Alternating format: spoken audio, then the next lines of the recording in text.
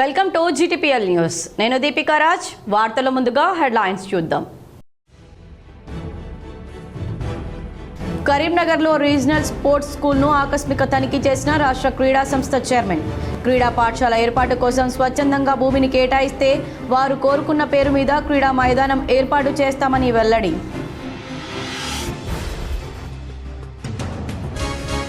రైతు బంధును ఎన్నికల బంధుగా కాంగ్రెస్ ప్రభుత్వం మార్చిందని బీఆర్ఎస్ విమర్శ. క్షేత్రస్థాయిలో కార్యాచరణతో ప్రజలను జాగృతం చేయాలని పెద్దపల్లి నేతల నిర్ణయం.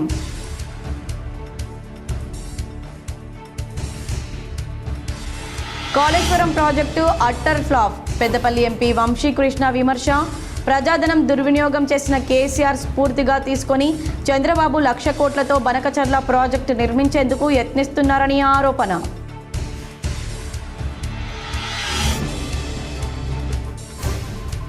62 ఏళ్ల వయసులో కుర్రాడిలా ఫిజికల్ ఫిట్నెస్. యోగాసనాలతో నవ యువకుడిలా మారిన కరీంనగర్ జిల్లాలో రిటైర్డ్ టీచర్.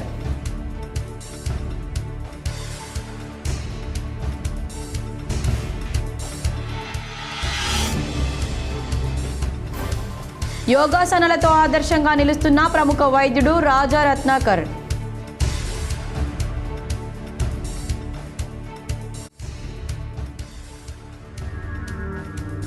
సీజనల్ వ్యాధుల నియంత్రణకు ప్రణాళికాబద్ధంగా చర్యలు చేపట్టాలి. సంబంధిత అధికారులను ఆదేశించిన జగిత్యాల కలెక్టర్ సత్యప్రసాద్. కేసీఆర్ హయాంలో ప్రవేశపెట్టిన రైతు బంధును కాంగ్రెస్ ప్రభుత్వం ఎన్నికల బంధుగా మార్చిందని పెద్దపల్లి జిల్లా బీఆర్ఎస్ నాయకులు ఆరోపించారు. పెద్దపల్లి జిల్లా బీఆర్ఎస్ కార్యాలయంలో మంతని, పెద్దపల్లి, రామగుండం నియోజకవర్గాల నాయకులతో జిల్లా అధ్యక్షులు కోరుకంటి చందర్, మాజీ ఎమ్మెల్యేలు దాసరి మనోహర్ రెడ్డి, పుట్ట మధు, నాయకులు రఘువీర్ సింగ్, కౌశిక్, హరి సమావేశమయ్యారు. ఎన్నికల ముందు కాంగ్రెస్ ఇచ్చిన హామీలను విస్మరించి కక్ష సాధింపులో భాగంగా కాళేశ్వరం ప్రాజెక్టుపై విచారణ పేరుతో కేసీఆర్కు నోటీసులు ఇచ్చి ఇబ్బందులకు గురిచేస్తున్నారని విమర్శించారు. ప్రతి సీజన్లో రైతులకు పెట్టుబడి కింద రైతు బంధు కేసీఆర్ ప్రభుత్వం ఇస్తే కాంగ్రెస్ ప్రభుత్వం ఎన్నికలను అడ్డం పెట్టుకుని ఎన్నికల బంధుగా మార్చిందని ఆరోపించారు. వాస్తవ పరిస్థితులను క్షేత్రస్థాయిలో ప్రజలకు తెలిసేలా గ్రామస్థాయి నుంచి నాయకులు ఎక్కడా కార్యాచరణ రూపొందించుకొని స్థానిక సంస్థల్లో ఎన్నికల్లో కాంగ్రెస్కు గుణపాఠం చెప్పేలా కృషి చేయాలని బీఆర్ఎస్ జిల్లా అధ్యక్షులు కోరుకంటి చందర్ కోరారు. ప్రాజెక్టు పేరుతో ప్రజాధనం దుర్వినియోగం చేసిన కేసీఆర్ను స్ఫూర్తిగా తీసుకొని AP CM Chandrababu Banakacherla project నిర్మించేందుకు యత్నిస్తున్నారని పెద్దపల్లి ఎంపీ గడ్డం వంశీకృష్ణ ఆరోపించారు. పెద్దపల్లి జిల్లా మంతని మండలం సుందిల్ల పార్వతి బ్యారేజ్ను ఎంపీ గడ్డం వంశీకృష్ణ సందర్శించి పరిశీలించారు. సుందిల్ల లక్ష్మీ నరసింహస్వామి దేవాలయంలో ప్రత్యేక పూజలు నిర్వహించారు. పార్వతి బ్యారేజ్ను సందర్శించి వివరాలను అడిగి తెలుసుకున్నారు. కేసీఆర్ కాళేశ్వరం ప్రాజెక్టు పేరుతో 1,00,000 కోట్లకు పైగా దుర్వినియోగం చేశారని ఆరోపించారు. కేసీఆర్ ప్రాజెక్టుల పేరుతో ఏ విధంగా దోచుకున్నారో అదేవిధంగా చంద్రబాబు బనకచర్ల ప్రాజెక్టు నిర్మాణం చేపడుతున్నారని విమర్శించారు. బనకచర్ల ప్రాజెక్టు నిర్మాణం చేపడితే తెలంగాణ రాష్ట్రానికి సుమారు 100 నుంచి 150 టీఎంసీల నీటి నష్టం జరుగుతుందన్నారు. తెలంగాణకు అన్యాయం చేసే బనకచర్ల ప్రాజెక్టును అడ్డుకుంటామని స్పష్టం చేశారు. సిడబ్ల్యూసీ అనుమతులు లేకున్నా చంద్రబాబు ప్రభుత్వం బీజేపీ పార్టీ అండదండలతో ప్రాజెక్టు నిర్మాణాన్ని మొదలు పెడుతుందన్నారు. లక్ష్మీ నరసింహస్వామి టెంపుల్ కూడా వెళ్ళడం జరుగుతుంది.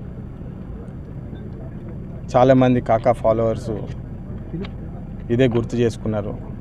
కాకా గారు ఎప్పుడు ఆ టెంపుల్కి నామినేషన్ వేసే ముందు మరి గెలిచినాక కూడా వెళ్ళేవారని చెప్పి చాలామంది ఫాలోవర్లు గుర్తు చేసుకొని ఈరోజు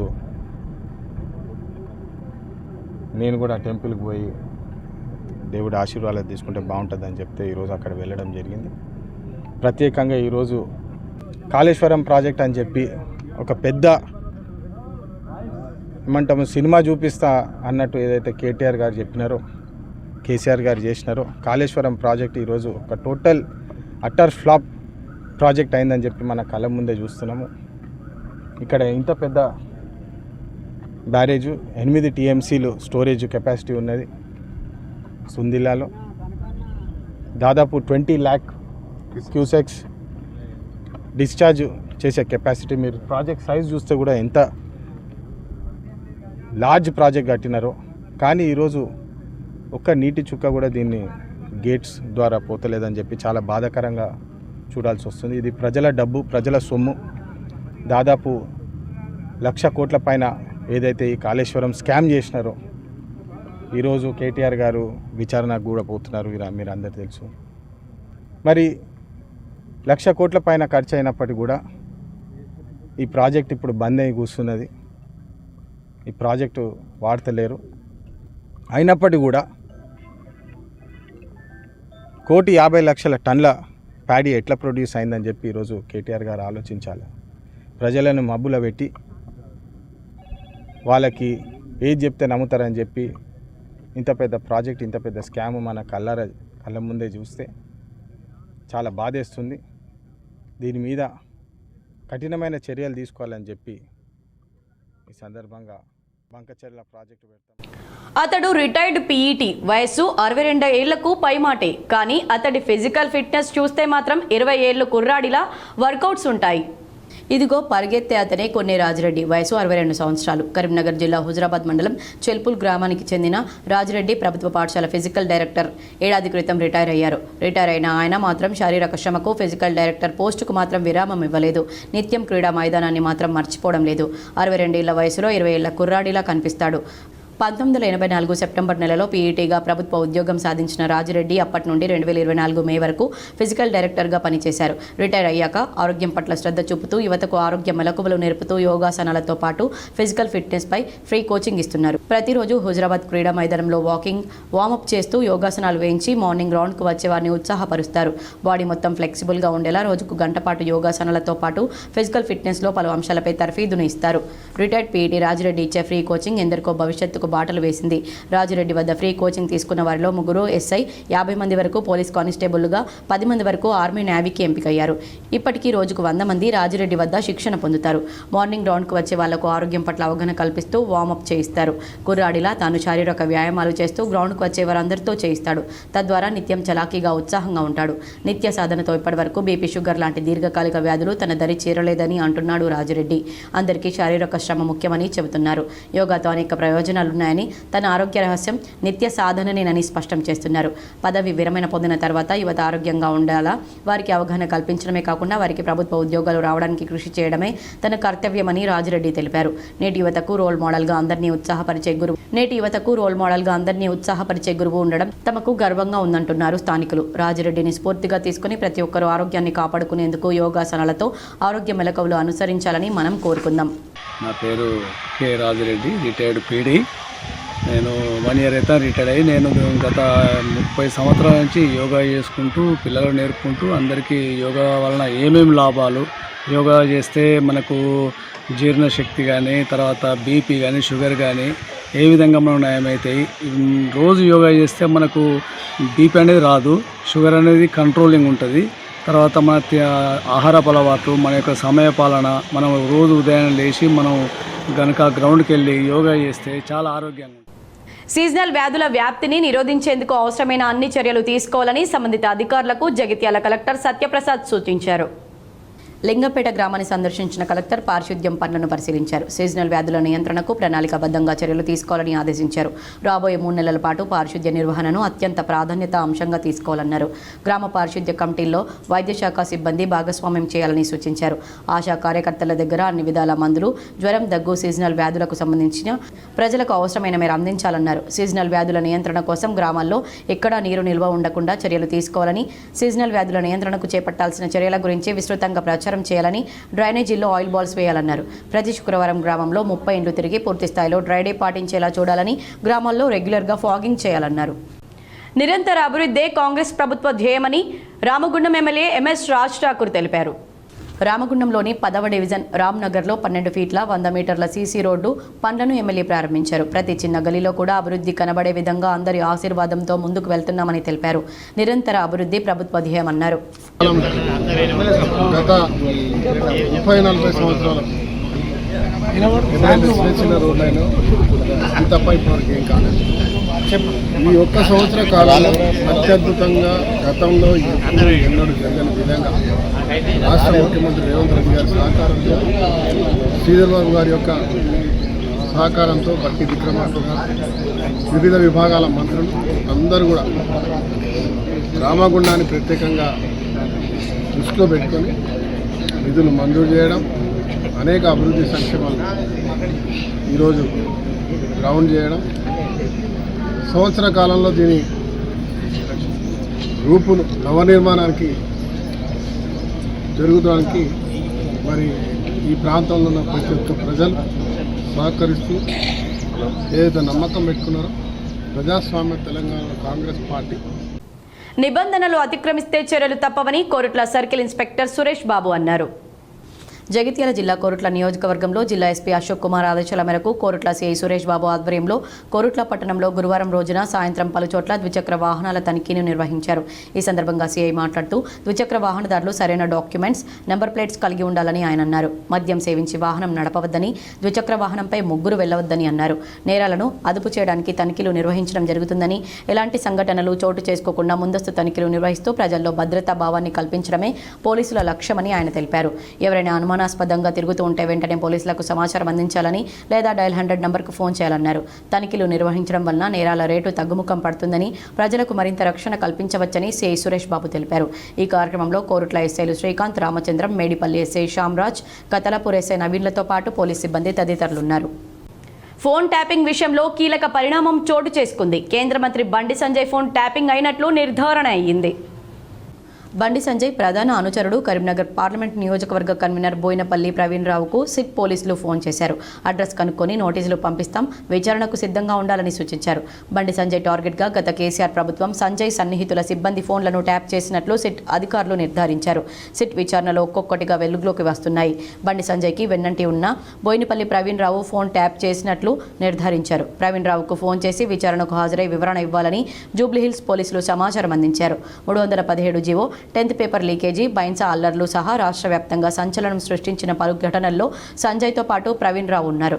నోటీసు ఇచ్చేందుకు వివరాలు సేకరించిన సిట్ అధికారులు 2-3 రోజుల్లో ప్రవీణ్ రావుకు నోటీసులు అందజేసి విచారణకు పిలువనున్నారు.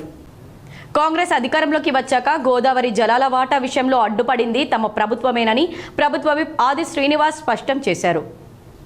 వేములవాడలో స్పోర్ట్స్ అథారిటీ చైర్మన్ శివసేనారెడ్డితో కలిసి రాజరాజేశ్వర స్వామిని దర్శించుకొని మీడియాతో ఆది శ్రీనివాస్ మాట్లాడారు. 2016 సంవత్సరంలో కేంద్రంలో అపెక్స్ కమిటీ సమావేశానికి హాజరైంది కేసీఆర్, హరీష్ రావు లేనని తెలిపారు. మాజీ ముఖ్యమంత్రి కేసీఆర్ రాయలసీమను రతనాల సీమగా మారుస్తామన్నది అబద్ధమా అని ప్రశ్నించారు.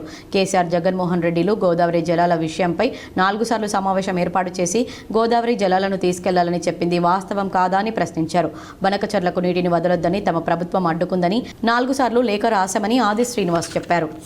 బనకచెర్ల పాపం అంతా గత ప్రభుత్వం బీఆర్ఎస్ పార్టీదని చెప్పి పదే మా గౌరవ ముఖ్యమంత్రి రేవంత్ రెడ్డి గారు, ఉత్తమ్ కుమార్ రెడ్డి గారు చెప్తున్నప్పుడు కూడా అబద్ధాలు ఆడడంలో దిట్టైనటువంటి హరీష్ రావు గారు ప్రజలను తికమక పెడుతూ మభ్య పెడుతూ ముందుకు పోతున్నారు. 2016 అపెక్స్ కమిటీ చైర్మన్ జలవనరుల శాఖ మార్చులు ఢిల్లీలో జరిపినటువంటి మీటింగ్లో అప్పటి ముఖ్యమంత్రి హోదాలో కేసీఆర్ గారు, అప్పటి నీటిపారుదల శాఖ మంత్రి హోదాలో హరీష్ రావు గారు పాల్గొన్న మినిట్స్లో గోదావరి జలాలు 3000 టీఎంసీ ఉంది అనేటువంటి ఒక తీర్మానం, ఆ తీర్మానం చూపించారు. ఆ తర్వాత కేసీఆర్ గారు రాయలసీమను రత్నాలసీమగా మారుస్తున్నాడు. రోజా గారి ఇంట్లోకి వెళ్ళి చేపల పులుసు తిన్న తర్వాత నువ్వు తప్పేంది, 1000 ఎకరాలకు మీకు 1000 టీఎంసీ మీరు వాడుకోవడానికి అవకాశం ఉందని చెప్పండి.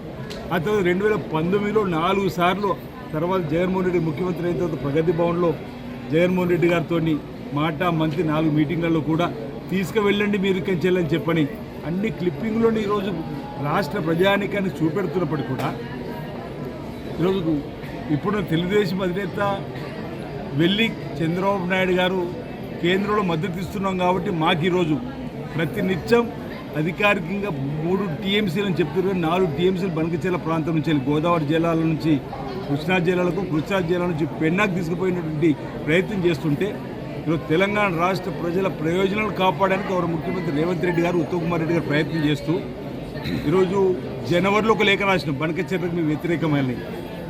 మార్చిలో ఒక ఉత్తరం రాసినాం.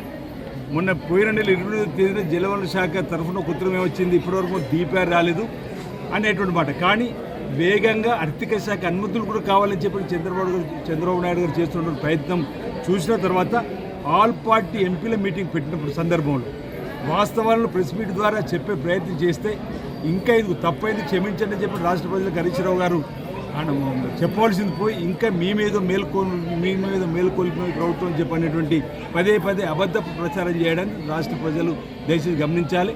ఈ బనకచెర్ల ఈ ప్రతినిత్యం 3 టీఎంసీల నీరు గోదావరి జలాల నుంచి కృష్ణా జలాలకు మార్పుకొని పెన్నాకు తీసుకుపోవడానికి చేసేటువంటి పాపం బీఆర్ఎస్ ప్రభుత్వ హయాంలో జరిగిందనే మాట చెప్తా ఉన్నాం. ప్రజలు గమనిస్తున్నారు మీ మాట తీరును. ఈరోజు మేము 100 రూపాయలు 968 టీఎంసీలు గోదావరి జలాలు మా వాటా మాకు దక్కిన తర్వాతనే మేము ఇతరత్ర ఒప్పుకుంటాం తప్ప ఈరోజు సమ్మక్కకి ఈరోజు సమ్మక్క సాగర్కి అనుమతి రావాలి, ఇంకా రాలే. ఆంధ్రప్రదేశ్ అడ్డుకుంటున్నది. ఇక్కడ తొమ్మిదింటి నిర్మాణం చేసుకోవాలి గోదావరి జిల్లాల పైన. గత ప్రభుత్వం అన్ని పక్కన పెట్టి కాళేశ్వరం ఒకటే కట్టి కూలిపోయినటువంటి కూలేశ్వరంగా మార్చి వాళ్ళు కేవలం వాళ్ళు ఏటీఎంగా మార్చుకుని తప్ప తెలంగాణ ప్రజల ప్రయోజనాలు తాకట్టు పెట్టి ఈరోజు కాళేశ్వరం కట్టుకొని వాళ్ళు ఒక కుటుంబంలో అవపడ్డది తప్ప. ఈరోజు మీరు కూడా గమనించాలి, కాళేశ్వరంలో చుక్క నీరు వాడకుండా కాళేశ్వరంలో భాగంగా మేడిగడ్డ, అన్నారం, సుందిల్ల ఈ 3 ప్రాజెక్టులలో గత సంవత్సరము వర్షాకాలం నీరు కానీ ఇప్పుడు కానీ చుక్క నీరు వాడకుంటేనే దేశంలోని తెలంగాణ అత్యధిక వడ్ల పంటను పండించిందంటే కాళేశ్వరంతో సంబంధం లేకనే కదా. దేవుడు వర్షాలు ఇచ్చిండు. గతంలో కాంగ్రెస్ పార్టీ కట్టిన ప్రాజెక్టుతో SRSP, Nagar Sagar, Srisailam, Kadem, Nizam Sagar, LMD, MMD ఈ విధంగా చెప్పుకుంటూ అనేక ప్రాజెక్టులు ఆనాటి నిర్మాణం చేసినటువంటి వాడే జరిగింది. ఈరోజు అబద్ధాలు ఆడడంలో హరీష్ రావు గారు తిట్ట ప్రజలందరూ కూడా అర్థమైపోయింది. ఈ బనకచెర్ల పాపం ఆనాడు కేసీఆర్ గారు 2016లో సాక్షాత్తు అపెక్స్ కమిటీ చైర్మన్ ఢిల్లీ దగ్గర జనరల్ శాఖ మార్చుల దగ్గర మినిట్స్ ఉంది. 3000 టీఎంసీ ఉన్నాయి. అసలు 3000 టీఎంసీ ఎక్కించి వస్తున్నాయి ఇప్పుడు ఆయన చెప్పాలి. కనుక్కున్నటువంటి కేసీఆర్ గారు చెప్పాలి. మనకు 968 టీఎంసీలు, మనకు 400 పై టీఎంసీలు ఆంధ్రకు వాడుకోవాలని చెప్పని ఈరోజు అంటే మనము మిగులు జిల్లాలకు ఎక్కడ కూడా. తెలంగాణలోని క్రీడా మైదానాలను 820 కోట్లతో అభివృద్ధి చేస్తున్నట్లు రాష్ట్ర స్పోర్ట్స్ అథారిటీ చైర్మన్ శివసేనారెడ్డి తెలిపారు.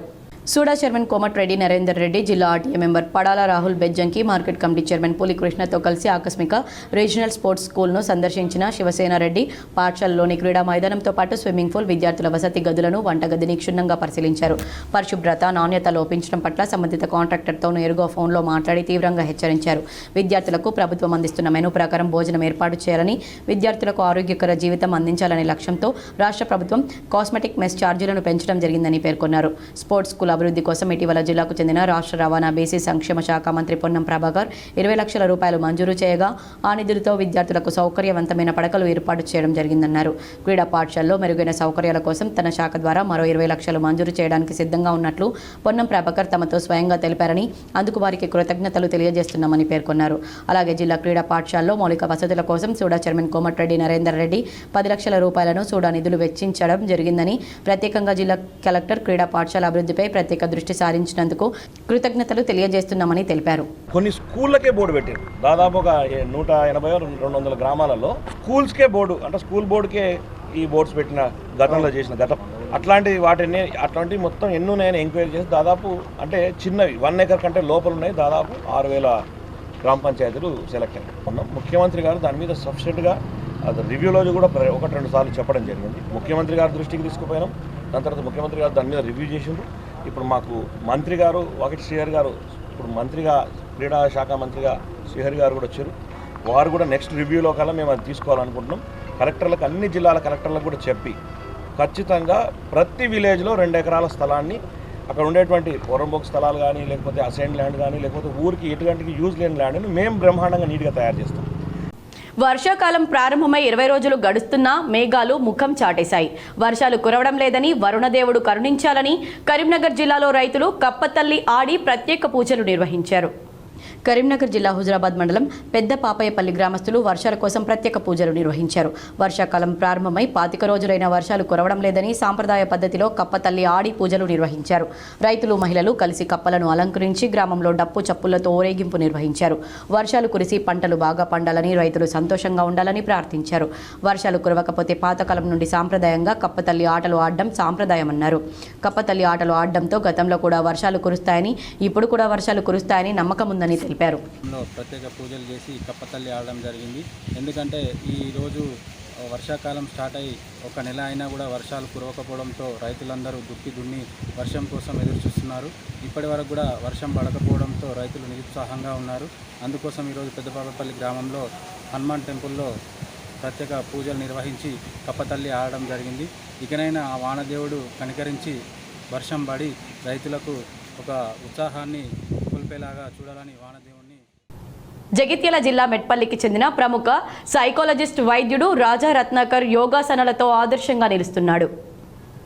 గత 20 ఏళ్ల నుంచి ప్రజలకు యోగాసనాలు నేర్పిస్తున్న రాజా రత్నాకర్ యోగా గురించి తెలిసేలా సిద్ధ సమాజ యోగాను ఏర్పాటు చేసుకుని ఆసనాలు వేస్తూ అందరికీ ఆరోగ్యాన్ని పంచుతున్నాడు. వివిధ ప్రాంతాలకు పర్యటిస్తూ ప్రజలకు అవగాహన కల్పిస్తూ సూర్య నమస్కారాలు, యోగాసనాలు వేస్తూ ప్రత్యేక శిక్షణ ఇస్తున్నాడు. వందలాది మందికి యోగాపై అవగాహన కల్పించి వారికి సంపూర్ణ ఆరోగ్యాన్ని అందిస్తున్నాడు. గత 3 ఏళ్ల నుంచి నీళ్లలో ఆసనాలు వేస్తూ జలయోగాని ఇక్కడ ప్రాంతంలో అందరికీ పరిచయం చేశాడు. నీటిలో గంటల తరబడి వివిధ ఆసనాలు వేస్తూ అందరినీ అబ్బురపరుస్తున్నాడు. నీటిలో యోగాసనాలు వేయడంతో శరీర బరువు తగ్గడమే కాకుండా అలసట అనేది లేకుండా ఉంటుందని, రోజంతా చురుగ్గా ఉండొచ్చని, గాల్లో తేలియాడినట్లు ఉంటుందని యోగా గురువు రాజా రత్నాకర్ అభిప్రాయపడుతున్నారు. తాను నేర్చుకున్న జలయోగా కేవలం తనకే పరిమితం కాకుండా ఇతరులకు కూడా పంచాలని ఆలోచనతో యోగాపై ఆసక్తి ఉన్న వారికి జలయోగాని పరిచయం చేసి నీటిలో ఆసనాలు వేస్తూ వారికి కూడా యోగాసనాలపై గట్టి పట్టు సాధించేలా చేస్తున్న రాజా రత్నాకర్ యోగాపై ఇస్తున్న శిక్షణతో శరీరంలో ఉన్న రుగ్మతలను దూరం చేసుకుంటూ సంపూర్ణ ఆరోగ్యం సాధిస్తున్నామని యోగా శిక్షణ పొందుతున్న శిక్షకులు సంతోషం వ్యక్తం చేస్తున్నారు. ఏది ఏమైనా భూమి మీద యోగాసనాలు వేయడం కష్టంగా ఉండే ఈ రోజుల్లో నీటిలో వివిధ ఆసనాలు వేస్తూ అందరినీ అబ్బురపరుస్తూనే ఇతరులకు స్ఫూర్తిగా నిలుస్తున్న డాక్టర్ రాజా రత్నాకర్. హైదరాబాద్ నగరంలో ట్రాఫిక్ నియంత్రణకు గూగుల్తో కలిసి పని చేయబోతున్నామని సిటీ సిపి సివి ఆనంద్ తెలిపారు.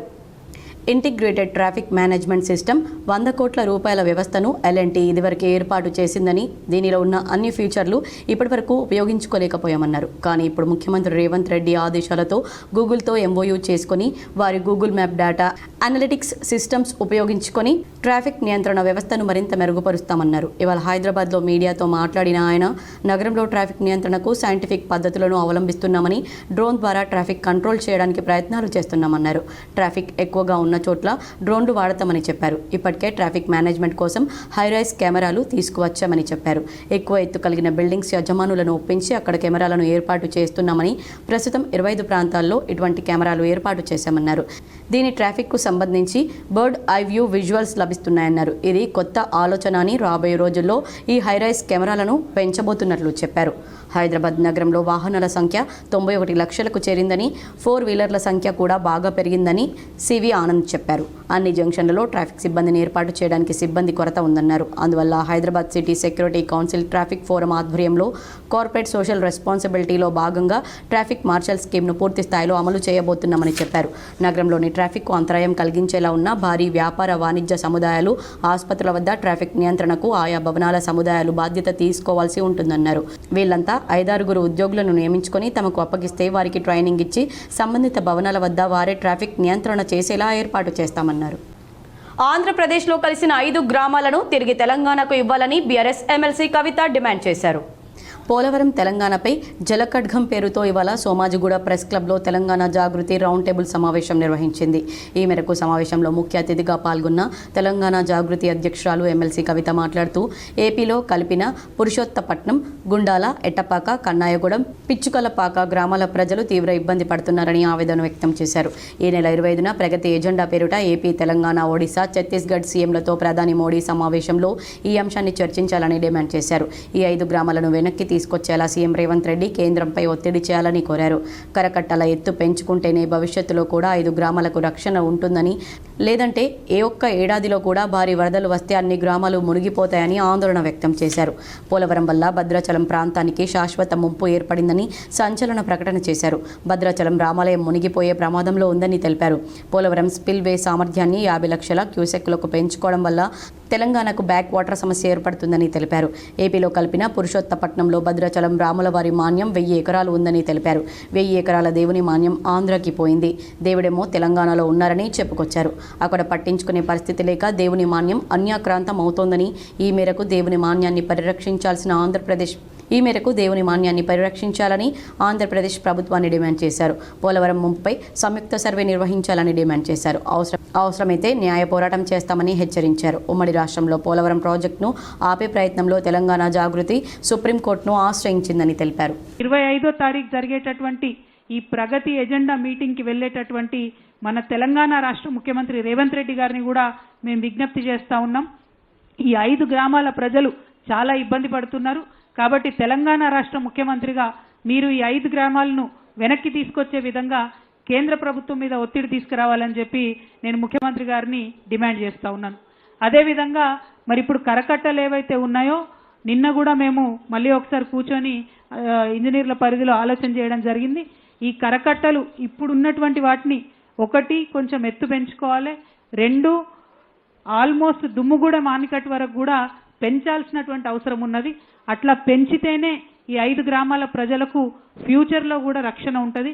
లేకపోతే ఏ ఒక్క సంవత్సరం అన్నా వరద ఎక్కువ వచ్చినట్టయితే డైరెక్ట్గా ఈ గ్రామాల రెవెన్యూలన్నీ కూడా భూములన్నీ కూడా మునిగిపోయేటటువంటి పరిస్థితి ఉంది. కాబట్టి దీని మీద కూడా రాష్ట్ర ప్రభుత్వం చాలా సీరియస్గా ఆలోచన చేయాలని. బంగారం ధరలలో ఈ మధ్య చాలా మార్పులు చోటు చేసుకుంటున్నాయి. ఆర్థిక నిపుణుల అభిప్రాయం ప్రకారం బంగారం ధర గరిష్ట స్థాయికి చేరుకునే అవకాశం ఉంది. రాబోయే 1-2 నెలల్లో బంగారం ధరల్లో దాదాపు 10%, వచ్చే ఏడాదిలో దాదాపు 30% మార్పు చూడవచ్చని అంటున్నారు.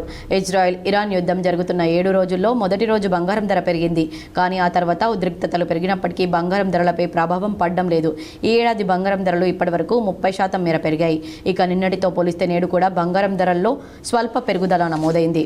దేశంలో 10 గ్రాముల 24 క్యారెట్ల బంగారం ధర స్వల్పంగా పెరిగి 1,01,080 రూపాయలకు చేరుకుంది. 22 క్యారెట్ల 10 గ్రాముల బంగారం ధర 92,660గా ఉంది. ఇక 18 క్యారెట్ల 10 గ్రాముల బంగారం ధర 75,820గా ఉంది.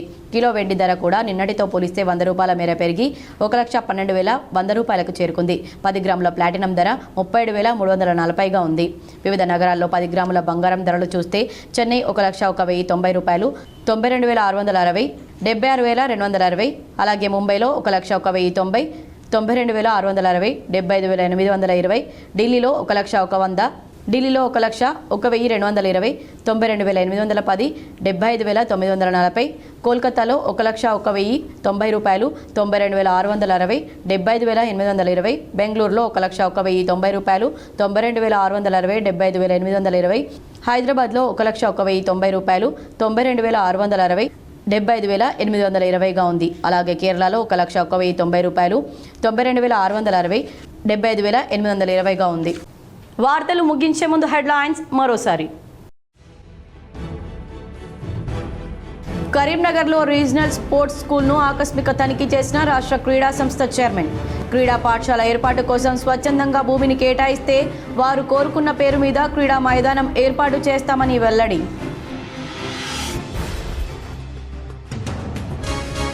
రైతు బంధును ఎన్నికల బంధుగా కాంగ్రెస్ ప్రభుత్వం మార్చిందని బీఆర్ఎస్ విమర్శ. క్షేత్రస్థాయిలో కార్యాచరణతో ప్రజలను జాగృతం చేయాలని పెద్దపల్లి నేతల నిర్ణయం.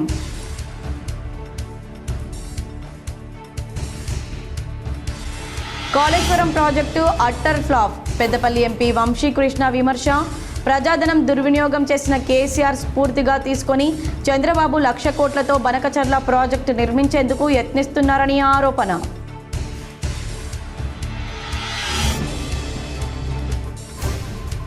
62 ఏళ్ల వయసులో కుర్రాడిలా ఫిజికల్ ఫిట్నెస్.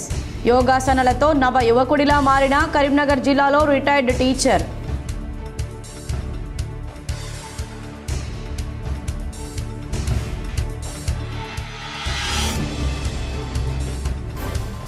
యోగాసనాలతో ఆదర్శంగా నిలుస్తున్న ప్రముఖ వైద్యుడు రాజా రత్నాకర్.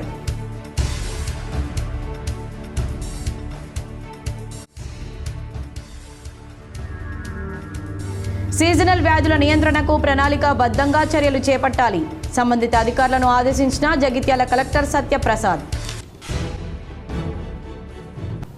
ఈ వార్తలు ఇంతటితో సమాప్తం. తిరిగి ప్రసారమయ్యే వార్తల్లో మళ్ళీ కలుద్దాం. అంతవరకు చూస్తూనే ఉండండి మీ GTPL.